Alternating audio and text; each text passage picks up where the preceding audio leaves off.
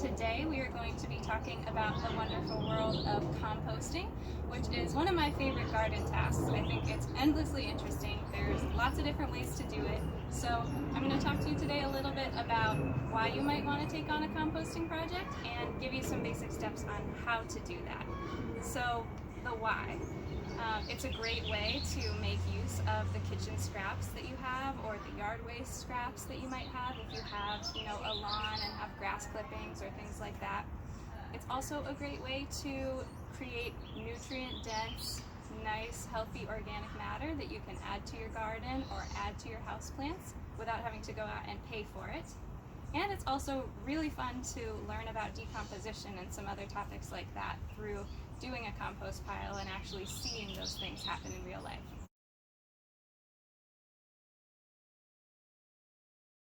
So there are a variety of different setups you could have for a composting system.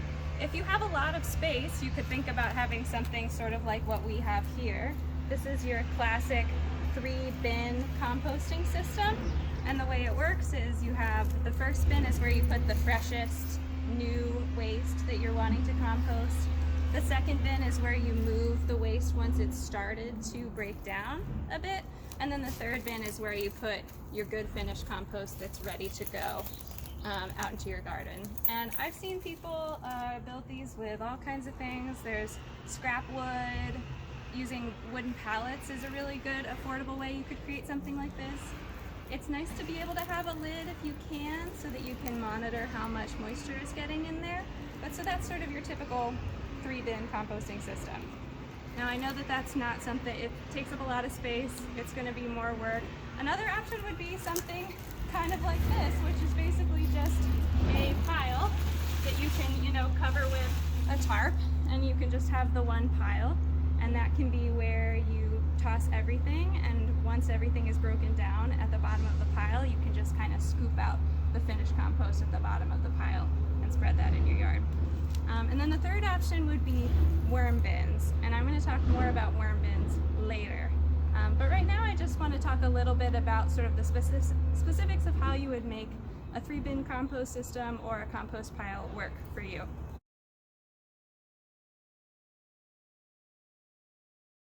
So another big question is, what can you actually put in a compost pile? So you can find all sorts of resources for this online. There are great charts that'll show you exactly what to put in. I'm going to kind of give you the overview of how I think about it. So things that you want to put in here are your yard waste and clippings from grass clippings, any garden scraps or old plants that you don't need anymore. Those can go in here. Any sort of fresh, leafy, raw kitchen scraps, things like lettuce and cabbage and those kinds of things, can definitely go in here. Dried leaves in the fall, shredded newspaper, all of those kinds of things are great to go in here. And in order to keep things, sort of the content of nutrients, the optimal amount, people recommend adding sort of a similar amount of fresh green leafy stuff to drier stuff like newspaper or dried leaves. So try to add sort of 50-50 ratio of those two things. Now I also want to talk about things that you can include, but with caution. So things that are smellier, sweeter, like strawberries or apple cores or banana peels, could potentially attract critters to your compost bin. So if you think that rats or raccoons or any of those things might be attracted to your yard where you are, it's something we have to think about in urban areas, then I might not put those kinds of things in a compost bin. And then finally, things not to include in your compost would be things like meat, dairy, cooked foods, anything that's oily or seasoned, anything that's rotting or smelly. Just avoid those, put those in the city compost.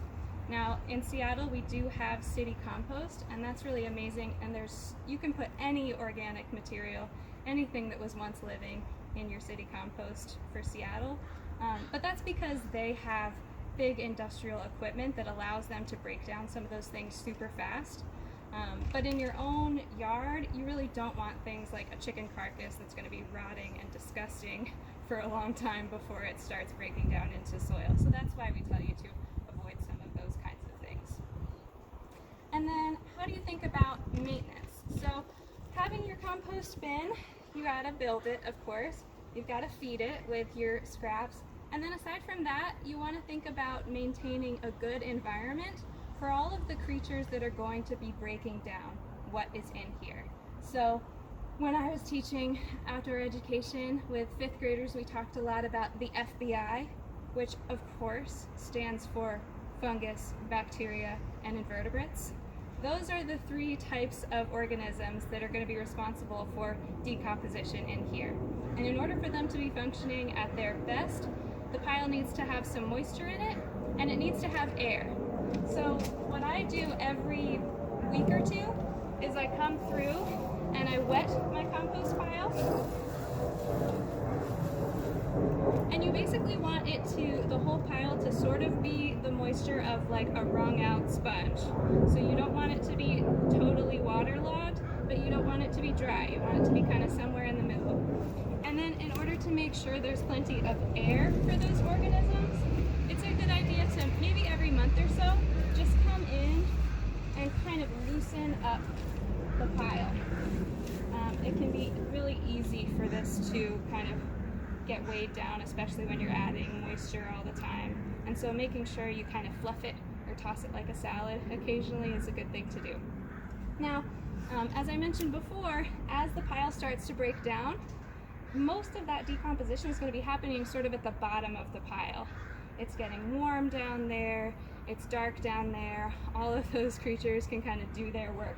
And so if you want to, or once it's time for you to start thinking about harvesting your compost, which will be anywhere from 3 months to a year, depending on how much maintenance you're doing, then you're going to kind of dig down, and it's going to be at the bottom of the pile that you're going to start seeing this good sort of decomposing material.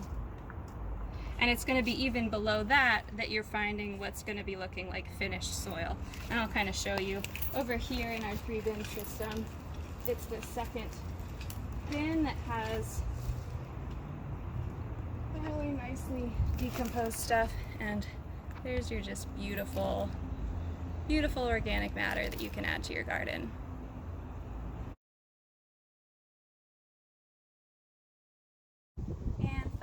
I want to talk a little bit about worm bins. So we had someone ask us about what would be a good composting solution for a small space like a patio or a balcony.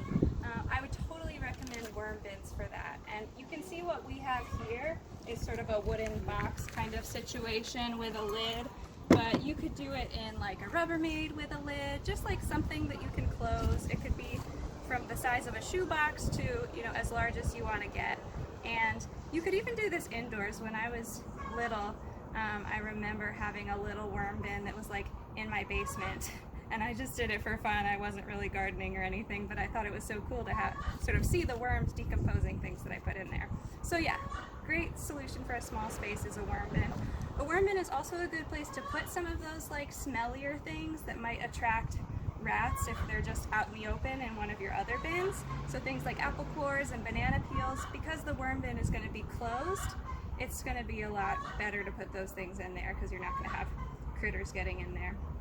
So if we look at this worm bin, basically it's a perfect habitat for worms because it's dark. We keep some moisture in with burlap, and there's also some airflow. So if you did have like a Rubbermaid or something like that that you wanted to use as a worm bin, I would just poke some holes in the top so that there's oxygen for them. If you look in here, you can see I set this out for you so that you can kind of notice the different stages. So we have, you know, some rotten strawberries and some cabbage leaves that haven't been broken down yet. But then you can see like this right here, everything that looks like soil, that's our good worm waste, which is also called castings. Worm poop is called castings. And you actually, look, there are some worms. Now you can get worms from a garden store or like a fishing store. They'll sell them as bait. So if you want to buy like a whole bunch of worms, you can do that. But also when I was younger and had a worm bin, I just went out to the yard and like dug in the ground for a while until I found a whole bunch of worms, and then those were what I put in my worm bin. So lots of options out there for how you can acquire your worms. And yeah, I think this is also just a super fun way to sort of be learning about invertebrates like the worms. There are a lot of critters that you might see in a space like this, centipedes and that kind of thing. Sometimes we get little snails and stuff.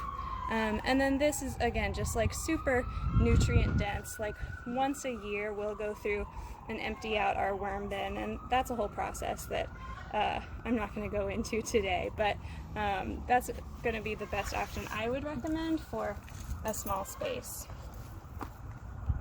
So that's my overview of composting. As always, please send us your questions. Please send us your ideas for future videos, future things that you want to learn about. And alongside this video, we are going to have a really fun composting activity posted that my colleague Maya put together. So make sure to check that out as well.